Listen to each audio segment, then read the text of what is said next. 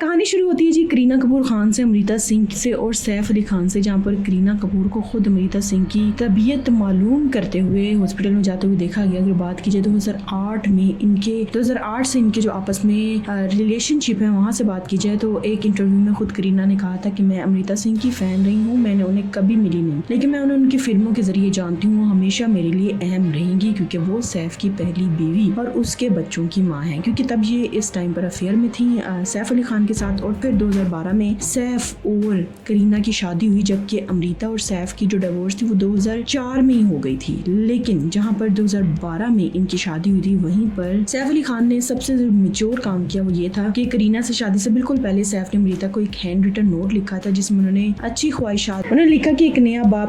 मैं एक नए बाप की शुरुआत करने लगा हूँ और हमारी अपनी एक तारीख रही है। जबकि सैफ और करीना की 2012 में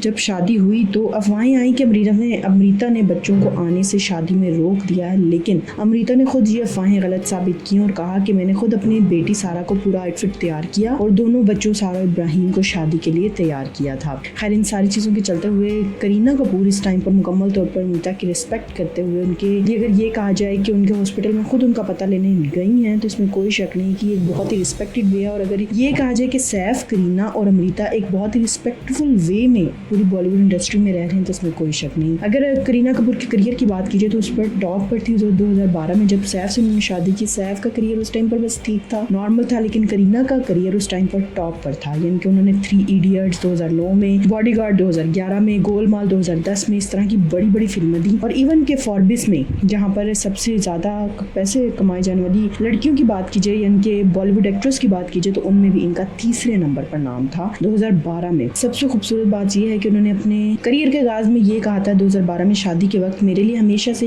क्लियर था कि मैंने शादी के बाद भी अपनी आइडेंटिटी और करियर मेंटेन करूंगी और ये कभी नहीं बदला। क्योंकि इन्होंने अपने बच्चों के, जो कि इनके बच्चे 2016 में तैमूर हुए और जे जो है 2021 में हुए, उस टाइम पे प्रेगनेंसी के अंदर भी इन्होंने शूट्स और इतनी जितनी भी काम करती थी वो करती थी। और ये सबसे बड़ा बॉलीवुड का इन्होंने रुख बदला था कि प्रेगनेंसी में भी आप काम कर सकते हो, इसमें कोई भी गलत बात या बुरी बात नहीं है। जबकि अमृता सिंह ने इन सारी चीज़ों में कभी भी बीच में नहीं आई इन दोनों के, और यही सबसे खूबसूरत बात थी। खैर व्यूअर्स, आपको करीना, सैफ और अमृता का ये रिलेशनशिप जो है एक रिस्पेक्टफुल में वाकई लगता है, इन्हें कमेंट सेक्शन में जरूर बताइएगा। अपना ढेर सारा ख्याल रखिएगा।